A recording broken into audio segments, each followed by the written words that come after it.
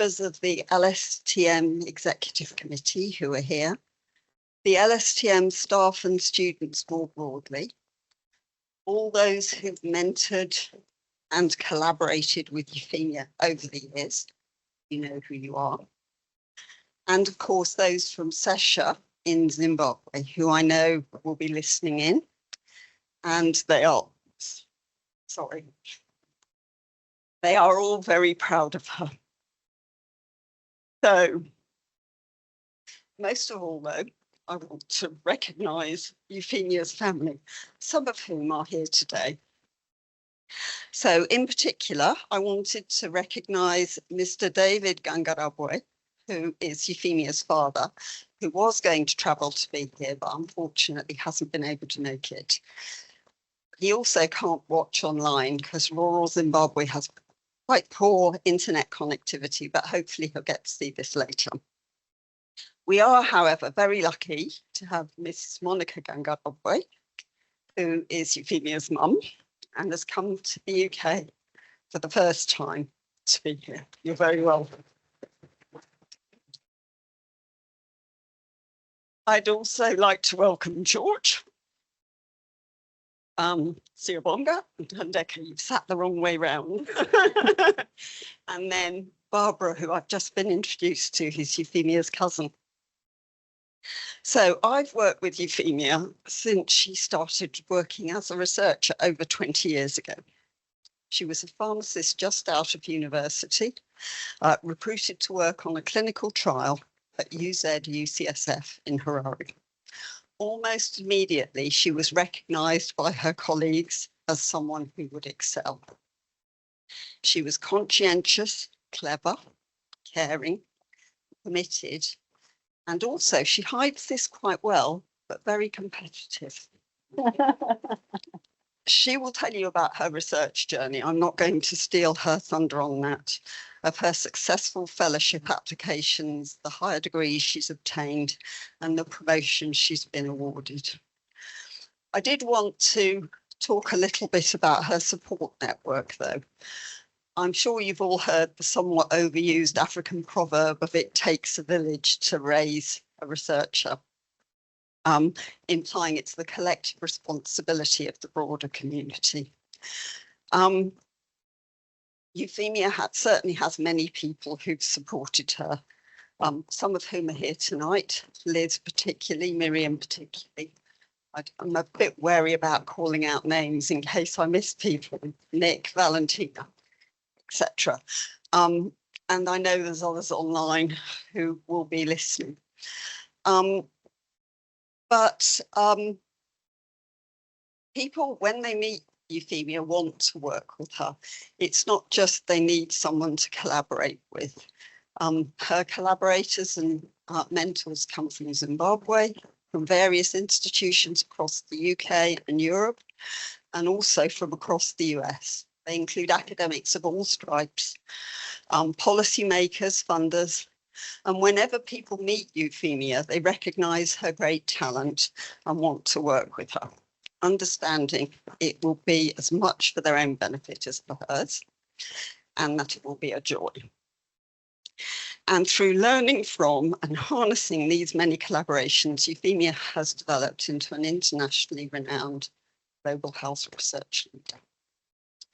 Before we start, I'm going back to the more prosaic matters at hand. So firstly, we're not expecting a fire alarm this evening. So if one goes off, run. Actually, I was told not to say that. I was told to say, vacate the room following the instructions from however. And then there's some gender neutral toilets available on this floor outside the lecture theatre. So back to Euphemia. Inaugural lectures are an opportunity for us to recognise and celebrate the work of our new professors at LSTM. Euphemia is planning to talk for 45 minutes, and then there's going to be an opportunity for you all to ask questions. So please do write some down, because it'd be horrible for her if you don't have any. And then we all go and get a drink, which will be very nice. So without further ado, it gives me great pleasure to introduce Professor Euphemia Sibanda to deliver her inaugural lecture. Please let's celebrate.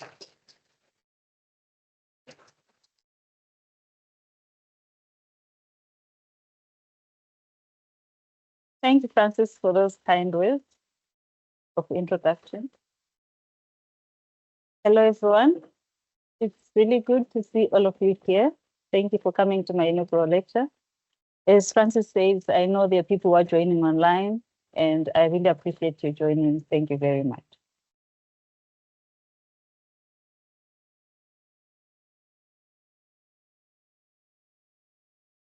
As I was preparing for my lecture, as I reflected on my path towards research leadership, I thought it was similar in many ways to a 30-kilometer trail run that I did in the mountains in the eastern highlands of Zimbabwe. The emphasis there is on the 32 kilometers and on the mountains. So I climbed up the highest and steepest mountains in Zimbabwe. I would go up to the summit, and then I would go down, and then up again on another mountain, and then down. It was exhilarating. And the views were awesome, as you can see from the pictures here on the slide. I really enjoyed it. But there were many points along that trail run when I felt, to put it mildly, discouraged. But I kept going because of the support and encouragement from fellow runners who were with me, including my boss, Stanley, who, by the way, is the one who had introduced me to this crazy world of mountain trail runs. So my talk today will be in 4 parts. I'll start by explaining how my inspiration for implementation research. And then I will talk about how I've partnered with the different groups and individuals in doing research in 3 main thematic areas that are shown here on the slide, transitioning into my future research plans, and then I'll end by giving some acknowledgements. Although as I go along, I'll be weaving in some acknowledgements along the lecture. So I was born and raised in this central part of Zimbabwe called Chiwundura. It's a rural area, as Francis was saying, that's where my father is. And this is a childhood picture of mine. This is me when I was 2 years old, together with my brother. My inspiration for academic excellence started quite early when I was a little child because of the inspiration from my parents, both my mom and dad. Here they are, and as Francis introduced, my mom is here, and my dad is here. Both of them were encouraging us to excel academically, as most parents do. My father actually modeled it. He's retired now, but even when he was a head teacher or headmaster, he continued to study to improve himself and got his diploma in education when he was in his 50s. So as Francis said, I started my research career as a pharmacist working on 2 clinical trials, and I quickly shifted 100% to one of the trials, HPT and 039, which was a large multi-country study that investigated whether suppressing genital herpes with the drug acyclovir would prevent HIV acquisition. It was led by Professor Connie Kellam, a world-class trialist of University of Washington. I think she's joining online. And I learned a lot from Connie. She was inspirational. And during my 4 years working on HPT and 039, I got the inspiration from her and other the people that we're working with to grow into a research scientist. As Francis said, we met in 2004 because she was the PI, the principal investigator of HPT and 039. Yeah, so many of you know Francis. She's the person who introduced me now. Francis is a global giant in HIV and sexual and reproductive health. Her research has improved lives of vulnerable people, both in Zimbabwe and in different countries. Okay, so I was talking about Francis and saying that she is a global giant in HIV and sexual and reproductive health, and that her work has improved the lives of many vulnerable groups in Zimbabwe and outside of Zimbabwe. She founded the organization Sesha Zimbabwe. It's a research organization in Zimbabwe. And this is the place where the research that I'm going to be talking about is being conducted or was conducted. And just to say, this research I will talk about is only a small fraction of the impactful work that is happening within ZESHA. So I've had, as Francis said, the privilege of being mentored by Francis for more than 20 years. And for these 20 years, I've learned from Francis to conduct research with robustness and integrity, and to the values of collaboration and innovation, and to stay on top of local and global health research priorities. There are many things about Francis that I haven't learned because she's so brilliant, but just reflecting on it, I think mine and Francis' partnership is a true model of how successful mentorship can be impactful in people's lives. And what's most amazing is that I'm not the only one who has benefited from Francis. There are many other people in Zimbabwe and outside Zimbabwe who have had the privilege of benefiting from the impactful mentorship from Francis. So Francis, thank you very much.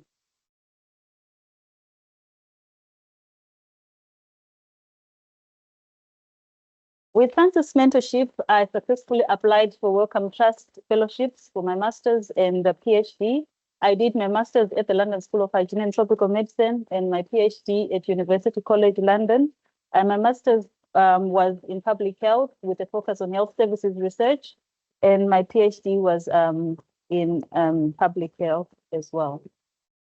So yes, Sandrika and Sebonga are both here. And I just put this picture there to say starting a research career as a young woman with small children is not easy. And I would like at this point to acknowledge the support, the solid support and partnership from my husband, George, without whose support, it would not be possible to do this work. So I'm turning to my inspiration for conducting research in the field of HIV. And I'll give you a brief overview of the HIV context in Zimbabwe.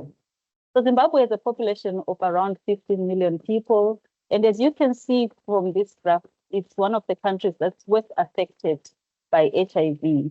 There was a point in the 90s when almost 30% of people, of adults aged between 15 and 49 were living with HIV.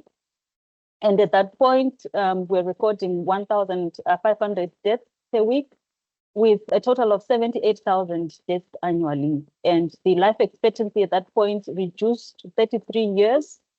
And it was really a difficult period in Zimbabwe. As you can see from the slide, there has been improvement over the years. Currently, the prevalence is still high at 10%, and the life expectancy has improved to, it's now in the 60s, but also with a prevalence of 10%, it's still a country that is highly affected by HIV. And you can see the gendered difference there, with women being more affected than men.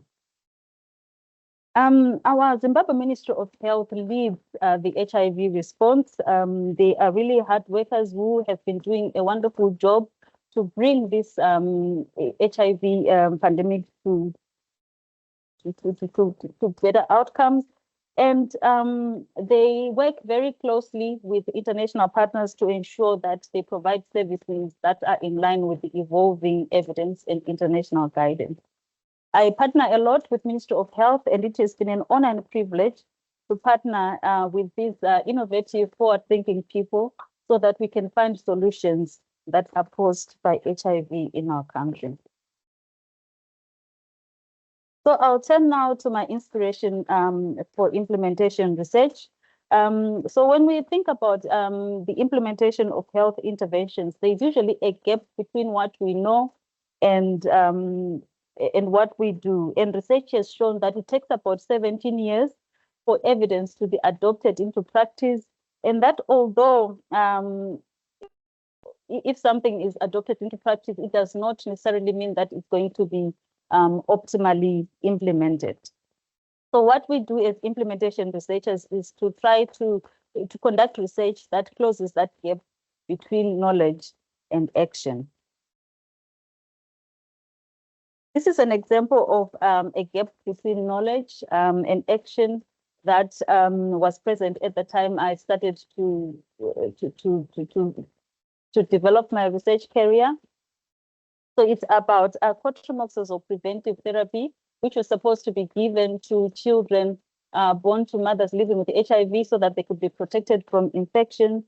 And what you can see from this graph is that although the guidance from WHO, World Health Organization, to give these quatramoxels or prophylaxis had been released around the year 2000, by 2007, only 11% of the 195,000 children in Zimbabwe who needed this quatramoxels were getting it.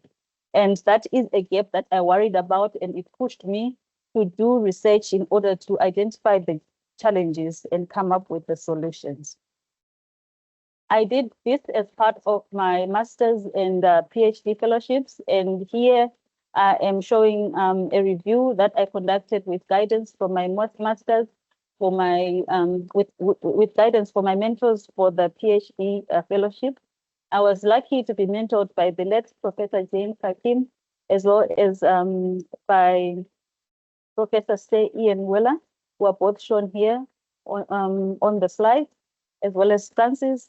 And we did this research in the context where there was resistance to giving this quatramoxels or preventive therapy to children, because people were worried about the emergence of bacterial resistance, not just to quatramoxels, but to other classes of antibiotics.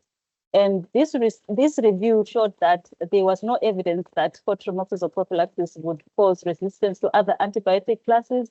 And so we made a recommendation that fear of resistance should not stop this life-saving intervention to be given to the children who needed it. I continued in this area of exploring barriers to care and support for women living with HIV, pregnant and lactating women living with HIV and their babies, and the various studies here are representing my work to understand those barriers. I will only highlight the paper in the Journal of International AIDS Society, where I partnered with Ministry of Health, and we we did a data integration exercise where we analyzed their data together with our research data to see where the gaps in provision of services for preventing mother-to-child transmission of HIV were. And it was really important because then they were able to put in place measures to address the challenges. One of the main findings was that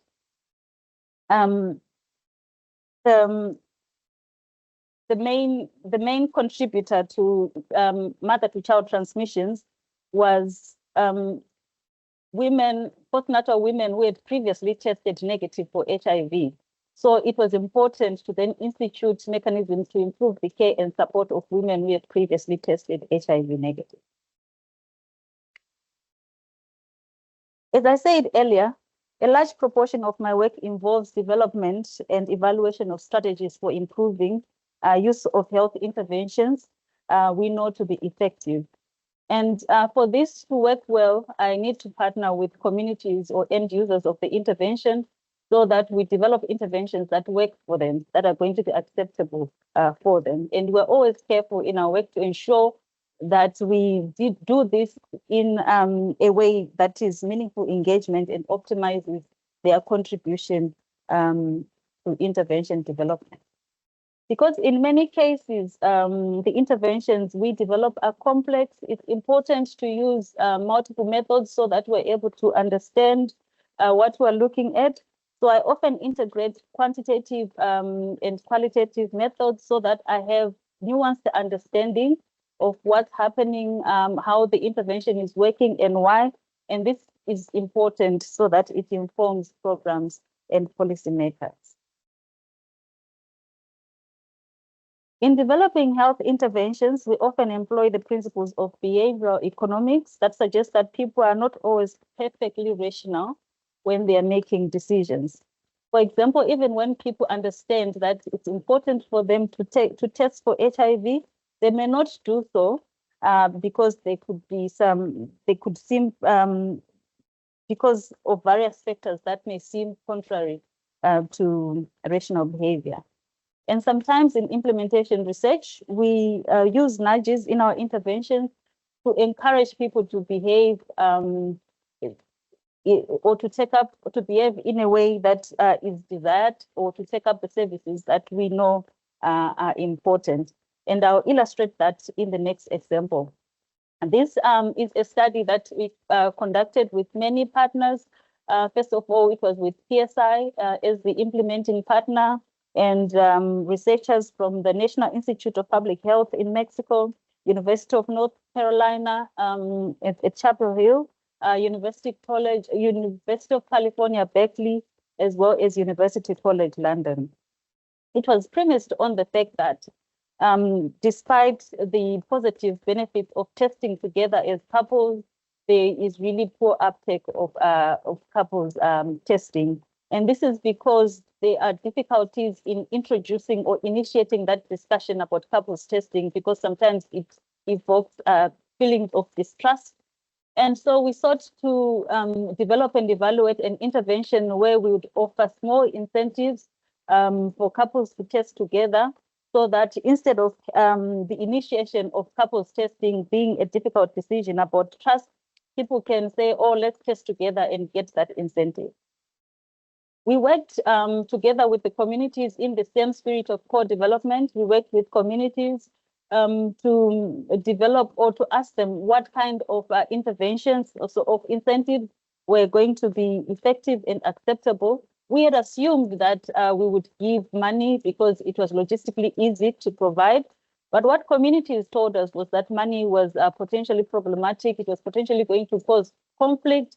And they advised that it would be good for us to use small household groceries, as you can see on the picture there.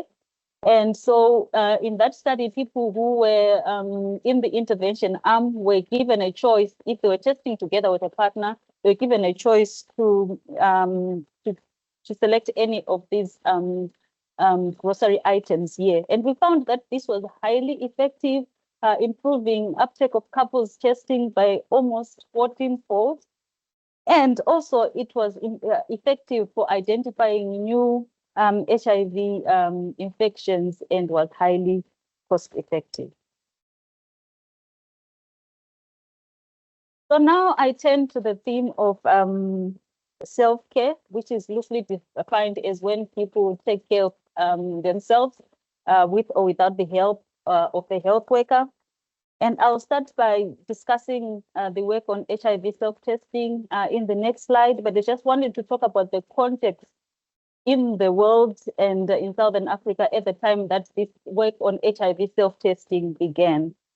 Only 70% of people living with HIV knew their HIV status, which means 30% did not know their HIV status, which, as we know, is a bad thing, because testing is the gateway to the uptake of prevention, to the uptake of treatment services.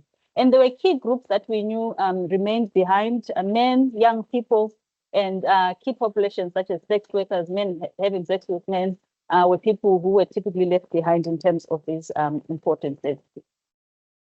There were differences by geography, with Southern Africa doing better than other regions of Africa, but still it was suboptimal uptake of testing. And so I was part of this groundbreaking STAR initiative. That was a big consortium, a collaboration between a team of researchers and a team of implementers.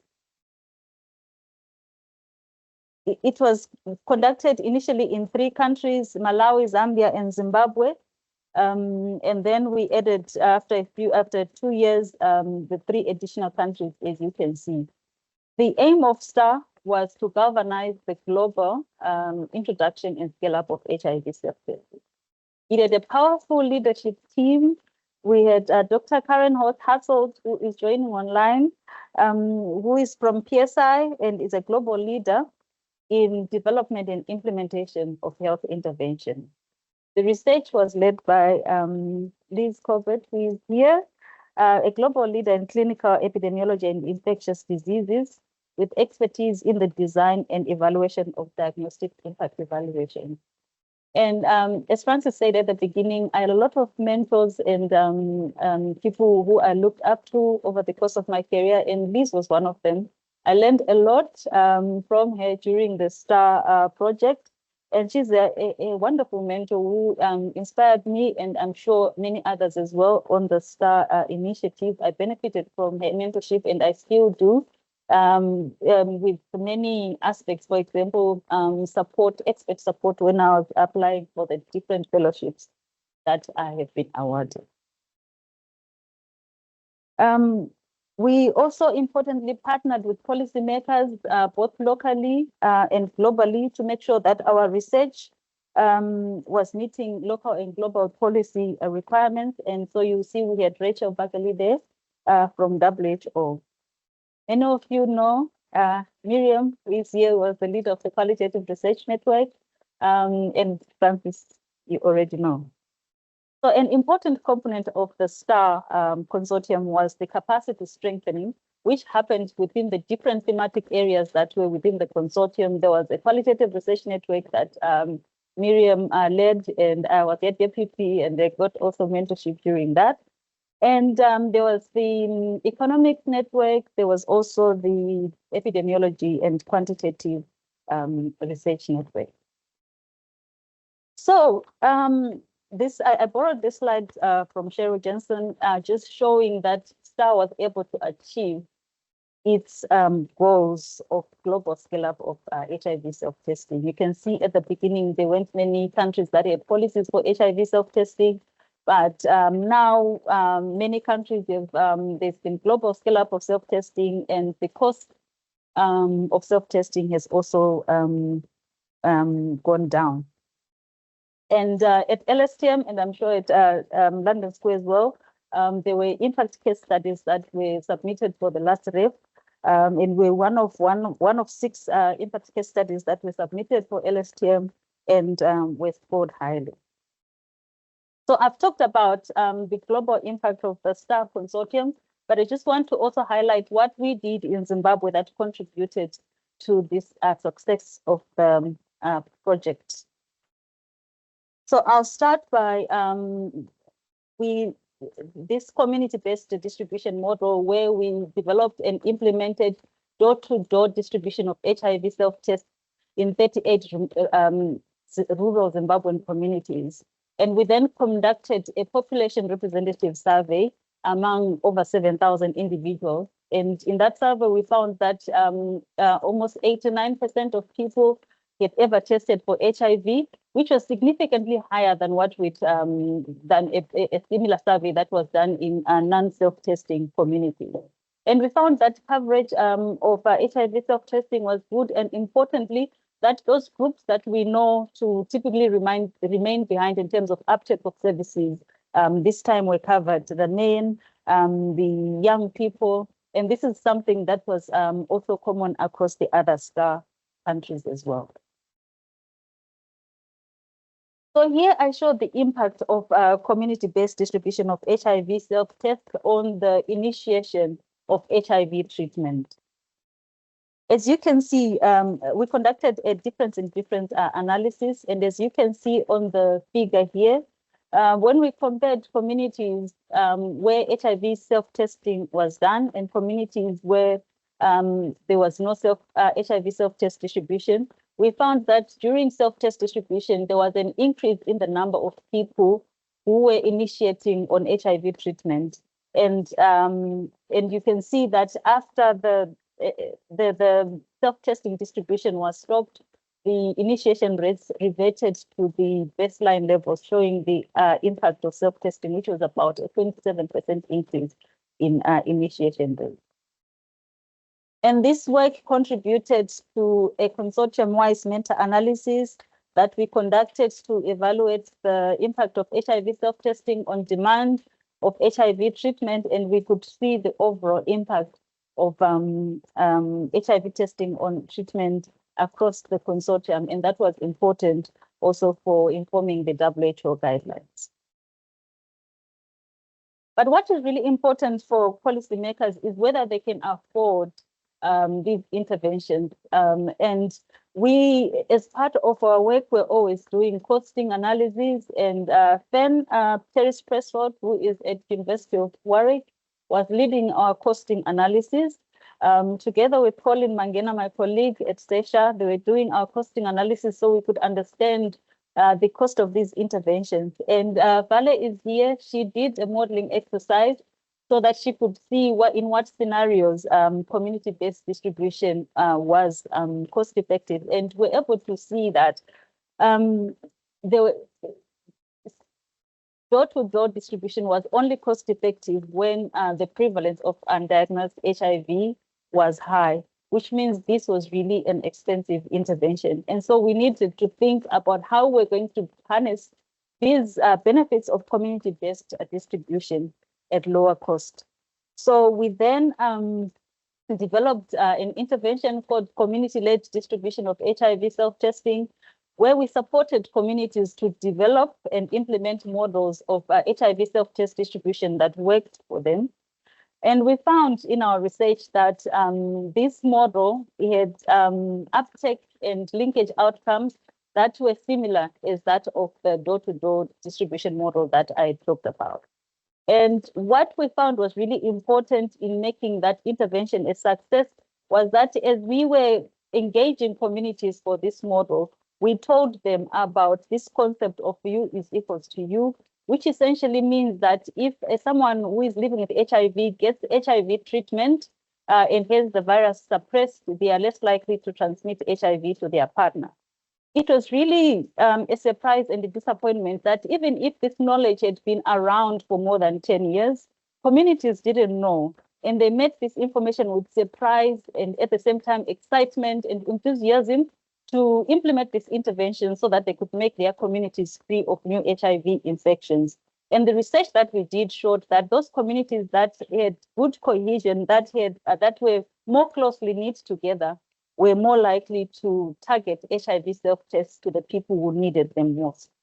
Because of the importance of this community-led intervention, I have a PhD student pictured here, Lindwe Manyuchana. She is doing more research to explore this intervention in more detail so that we can inform policymakers about when and how this intervention is effective.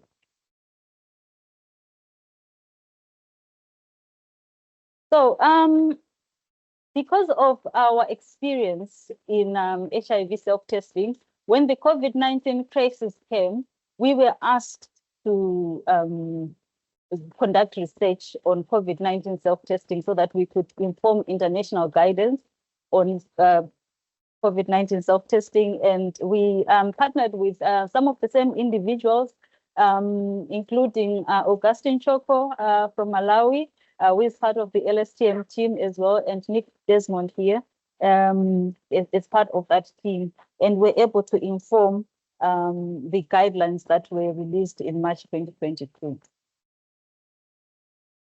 So what questions remained unanswered in terms of HIV self-testing? We had developed a lot of models as part of STAR, but one model that we hadn't tested widely was among young people, whom we worried about because, as you can see, and as I said before, they remained behind in terms of uptake of HIV services.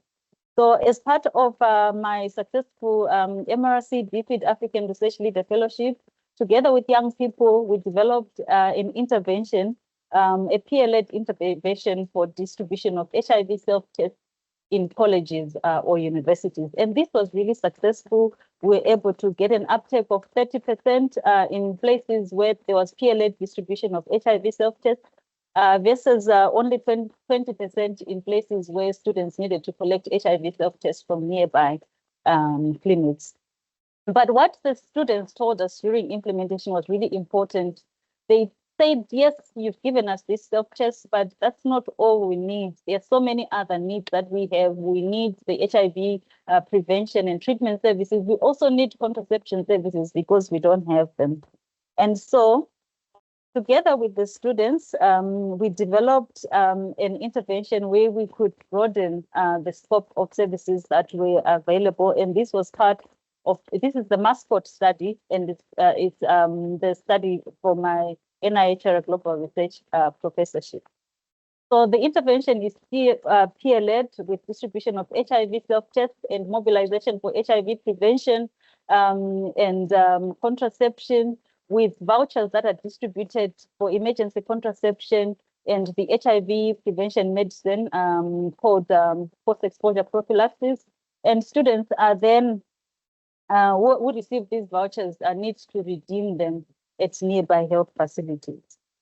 I have mentors for my professorship, who include Francis and Fen that I've already talked about. But there's also Joe Tucker from VNC at Chapel Hill, who is going to be supporting us with crowdsourcing work as we develop the intervention further. And we also have Steph Barrow there, who is a talented implementation researcher, whom I met when I had a fellowship in implementation research that was run by University of Washington, St. Louis. And there I met many talented implementation researchers, some of whom I collaborate with. So you'll see I have a picture of Professor Shaba Jaffa there on the slide. And this is related to how I applied for my NIH Global Research professorship. Shaba was the head of Department of International Public Health at the time that I started to apply. And he had always been supportive to us, always encouraging us to apply for promotions and just generally guiding us in terms of how to navigate the way forward. So there was a time when an email was sent about the NIHR opportunity, and I glanced at it like 2 seconds of like, this is for professors, and I didn't read it in detail. Then a few days later, Shaba sent the same opportunity to me, and I remember thinking, why is Shaba sending me this thing for professors? So, but that prompted me to look at it in detail. And as I read it in more detail, I could see myself there. I could see that I was potentially eligible, and that prompted me to apply. So I just want to thank Shaba as well for seeing things in me that I wasn't seeing at that time. So I applied first time, and I didn't get it the first time. And the feedback I got was that I was really, really close. And one of the main comments the reviewers had was that there was no evidence that the intervention was feasible or acceptable. So fortunately, we've been working with Fern, and we got through him collaboration funding from UNAIDS that enabled us to pilot this intervention in 3 colleges in Zimbabwe, and we're able to show its its acceptability and feasibility in those 3 colleges. Just one key barrier that needs to be addressed and thought about, not just for this study, but for general HIV services in the country, that there's a lot of moral judgment around premarital sex, which really affects people's ability to take up HIV and sexual and reproductive health services. And young people in this pilot who had received the vouchers that we gave out found it difficult to go and redeem those vouchers at the clinic, because the nurses were quite judgmental about that uptake of services. And sometimes they were even denied those services, with nurses being upset with them for having engaged in unprotected sex. And or just to add that this challenge, this stigma was more pronounced for women. So the judgment in society is more pronounced for women than for men. And we saw a lot of incidents where the boyfriends were actually then redeeming the vouchers for the girlfriends because the stigma was less for them. So we're doing this mascot study among students enrolled in colleges, but what about those students who are outside of education? We know that they could be at higher risk, and we know that access to services could be poorer for them. And so have a PhD student, Kudzai Chitanguro, who is shown there, who is doing a PhD to see how the mascot intervention can be adapted for young people who are outside of education. We already know a lot about the preferences for young people who are not in education, in work that we've done, and in work that we are partnering with Valley. And so that will be important information that we build on as we develop this intervention. I then want to talk about the next intervention, which is pharmacy-based provision of HIV services, the TOPAZ study that I've done also in collaboration with colleagues from University of California, Berkeley, UCSF, and Francis. And working together with these colleagues and with pharmacists and sex workers in Zimbabwe, we developed an intervention for pharmacy collection of drugs for preventing HIV. And we compared this in a small pilot collection at pharmacies and collection from program clinics. And we found that at all time points between month 1 and month 12, there was better uptake. There was better continuation on PrEP in the pharmacy-based model. We anticipate that we will conduct a large trial of this intervention in towards the end of this year, and will explore pharmacy-based provision of injectable products. So I'll go to the next thematic area now, which is resilience of health systems to shocks. I'm part of and a member of the Institute for Resilient Health Systems that Miriam here leads together with Joe Raven.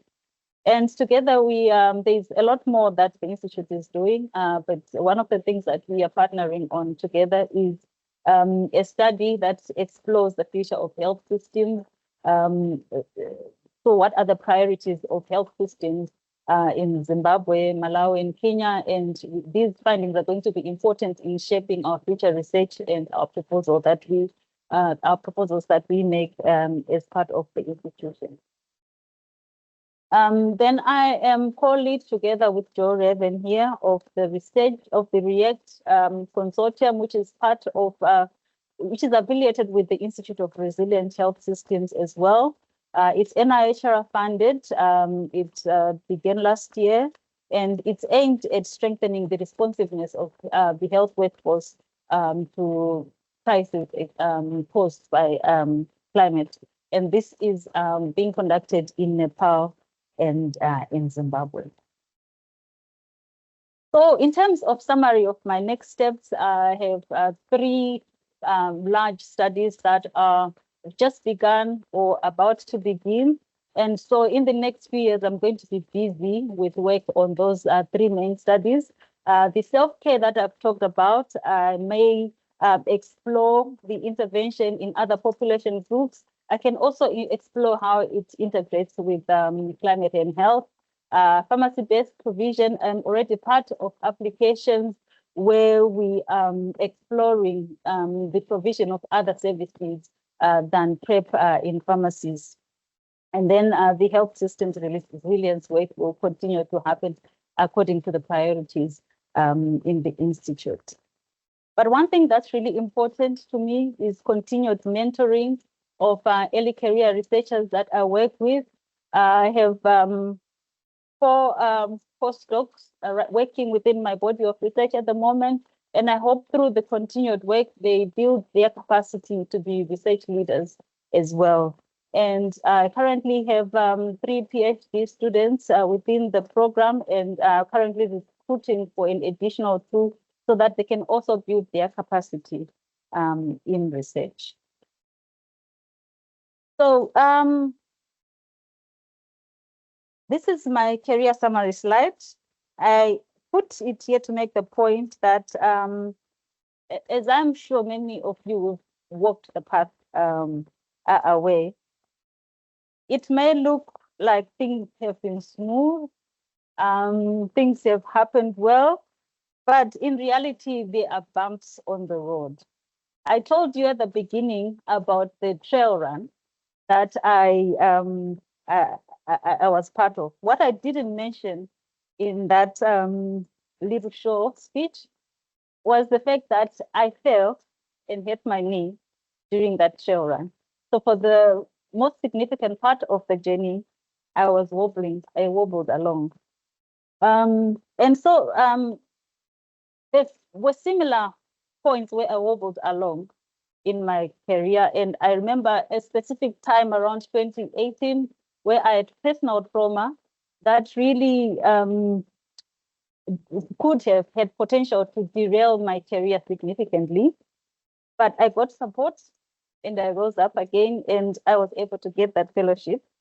But I know I already talked about Frances, but I just want to say from her in that instance, when I was going through those difficulties, she molded for me what a compassionate leader and a leader with empathy is, and how impactful that can be for an early career researcher.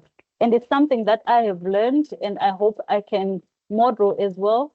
That experience also gave me fresh perspective of the challenges and trade-offs that as women we face. And I think he has put me in a better position to better support the people that I work with, and I am better for it. So I would like to acknowledge, now coming to the acknowledgements, the friends who have been with me, particular mention of these two ladies who really supported me and cried with me and done, really supported me, and I thank them because that has been important for my career growth. Also my wider church friends, including from church, and my big family. It's a big family that I come from. But I really wouldn't end the lecture without acknowledging the solid support and partnership from these two friends. Many of you know Webster Mavu, he's a reader here, and Zilayum Pambire. We were partners. We journeyed together from the time we were doing PhDs. We supported each other. We held each other's hands throughout our careers. And we understood what each was going through. And I think that has really been important for the success of my career, to have someone working with, journeying with me. We're celebrating each other's victories. We made it a point, we'd have lunches and dinners for each victory that each of us has. And that has been important for our progression here. Zivai had just gotten a prestigious award from the ICASA conference, and we celebrated together. I think we went to lunch afterwards when we got home to celebrate. I'd like to thank my research team at SESHA. They're wonderful people, hardworking people. Many of the impactful research that I was talking about, they have implemented it. And it's really been a pleasure and honor to work with these people in doing the important work that we do. And to the wider SESHA family, I'm really also grateful, thankful for Stanley, for his leadership, the senior management team, everyone, really the support services, it's really great. Stanley, also grateful for him for introducing the mountain trail. Also grateful to the LSTM teams. I really appreciate the love and support that I've been getting from the executive team. Also thankful for my colleagues within the Department of International Public Health. Thanks to Charles and Joe for their leadership, and for Charles for his leadership, showing us what we need to do to progress ourselves, and for championing my development. I'm really grateful for that. We have Rachel also supporting us, Rachel Dominguez within the department. Really appreciate it. SESHA, we worked for many years with Clara, who's Burton, who's been really helpful in terms of helping us navigate the LSTM systems, and it's wonderful, and I thank them for that. The research services teams, the finance business partners, we work closely with Sean, who has been very helpful, and our partners in the education as well. Really grateful for all the support that we've been getting. Finally, just grateful for my family. Without them, I wouldn't have been able to do this. So thank you to George, thank you to T, thank you to Siyabonga for everything that you've done to make it possible for me to get here. Thank you so much, everyone, for listening.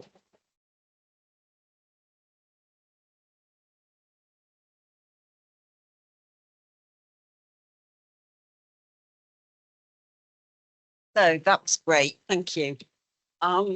We've got some time for questions. I think we have gone on a little bit longer than we thought, but we've got probably about 10 or 11 minutes.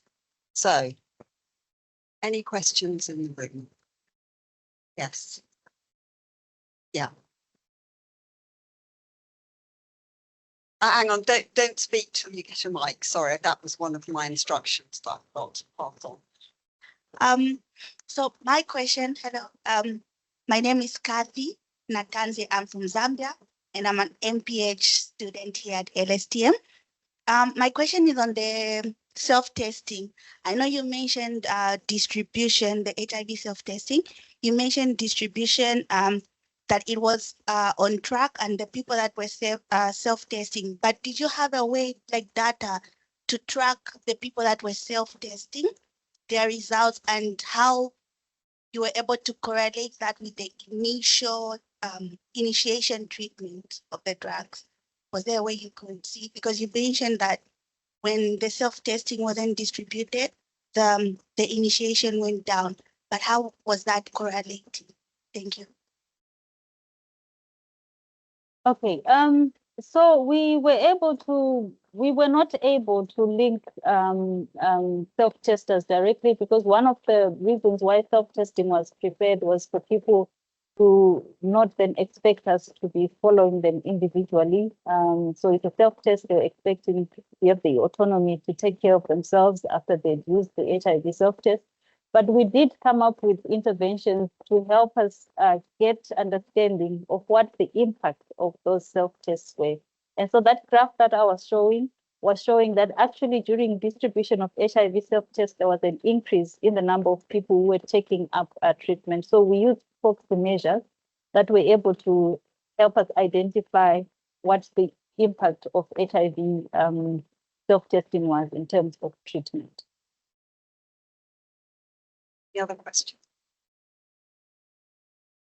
Hi, Euphemia, sister. I'm from Zimbabwe. So I came here because of that interest. I'm a health professional about mental health. So I'm really interested in what you were talking about, the stigma from the nurses. So that seemed like a really stumbling block for young people to be able to receive the supports that they actually need.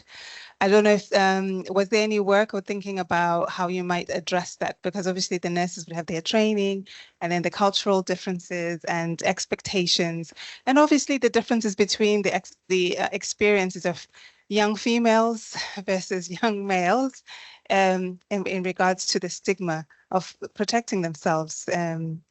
I don't know, yeah, I'm just interested to hear whether there was any work around that. Yes, so actually this is not a new problem. It's something Francis says from the time that she came to Zimbabwe, there was always this problem. People were always talking about how nurses were not treating people well and something needed to be done. So we did take the results that we got to Ministry of Health and we discussed with them. And it's something that is discussed in a lot of meetings within Ministry of Health so that they can come up with interventions that address this challenge. During the pilot, we did go to the concerned health facilities and we fed back this information to the nurses. But I think more needs to be done because they didn't see where they were going wrong. They were giving us feedback like, oh, we cancel the young people, we educate them. So I think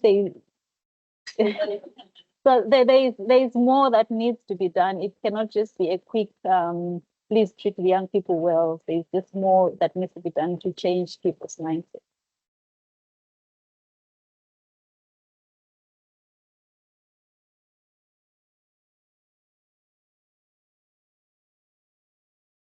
I was actually going to touch on that because I'm actually embarrassed that I haven't heard a lot about the work that's going on. I was thinking in lines of with young people with the rise in the use of social media. A lot of people use WhatsApp, they use TikTok. Is there something that you could actually integrate with teaching people, especially young people with social media, the use of social media, to educate people with how they expect to be treated and how nurses should be treating them, and also the good work that you're doing out there? Thank you. Yes, so thank you for that. And we, as part of the mascot study, we are working with young people to get their views on what would work best for them in terms of educating. I didn't go into detail about this, but we have this digital health app that we're developing that will integrate as many components as the young people tell us are important to educate them. And we have also in the work that we've done in terms of the dissemination, we've worked with young people, like for that pilot that we conducted in the 3 colleges, we worked with young people to develop a video blog that we shared across networks, that we asked the young people we worked with to share also within their network, which was meant to share information about this project and the available information. But it's a different point. So there are different points of intervention. We need to intervene among young people so they know what services are there, what their rights are. But we also need to intervene among the health workers, which is another bigger intervention. Ministry of Health are aware, and maybe we need to be thinking as researchers, what is it we can do to help support the development of interventions that improve the care and support of people in general. Sally. Hi, I'm Sally Thibault. Thanks, Euphemia. A brilliant lecture. And you really told us a compelling story about the power of mixed methods research, interdisciplinary research, and how you evolved research questions in response to contextual realities and equity issues that emerged. So you're an amazing role model, and you've talked about your passion to mentor and support early career researchers. So what advice would you give to someone starting out a career in global health research? Don't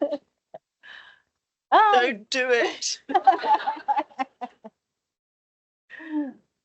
Yeah, so one of the things that I've been reflecting on, I've had several weeks of reflecting about my journey.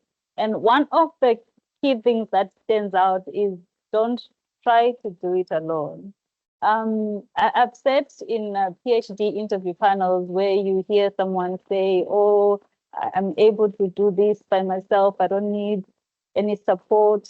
And that really is difficult. There is a lot of value that you can get from collaboration and support. And so, yeah, and you heard from my story, I had lots of mentors that helped me along.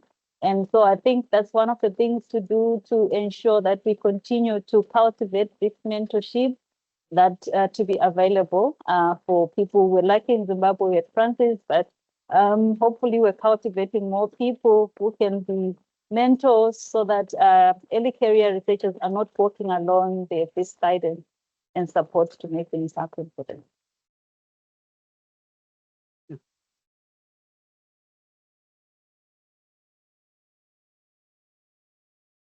Sorry, I was meant to go backwards and forwards between online and in the room, and I forgot. Sorry. Jeez. I'll just do one online. There's been lots of positive comments and feedback. Everyone's really enjoyed the lecture. One that sort of jumped out at me. Can you reflect on the challenges and opportunities for African healthcare professionals and researchers working with those in the US and the UK? Yeah, so the challenges between African researchers working with those in the UK. So first of all, maybe it would be that access. For you to be able to collaborate, you need to have met the people. And sometimes without that introduction, then it doesn't happen. But also then there's the nature of the collaboration. I was lucky to be in networks where there was genuine collaboration, genuine support. But I've also seen there is potential sometimes for tokenistic engagement of researchers, where sometimes someone will email you and say, please, let's collaborate on this. I'm interested in working with you on this thing. Yet, and sometimes they just want to have an African researcher on their list of authors or of investigators, yes. And they don't even give you an opportunity to comment on the proposal. They don't even hear your voice. And I think that sometimes is a challenge and something that we need to address. But I must say that having I had all these rich collaborations that have impacted my career, I am highly supportive of these collaborations and hope we can do more to ensure that we cultivate them and make them as positive as possible. Okay, so I'm aware that it's 6:32 according to the clock at the back of the room. So probably we should stop now and all go and get a drink. Euphemia, what Sally said, what an awesome lecture, and it really was fantastic.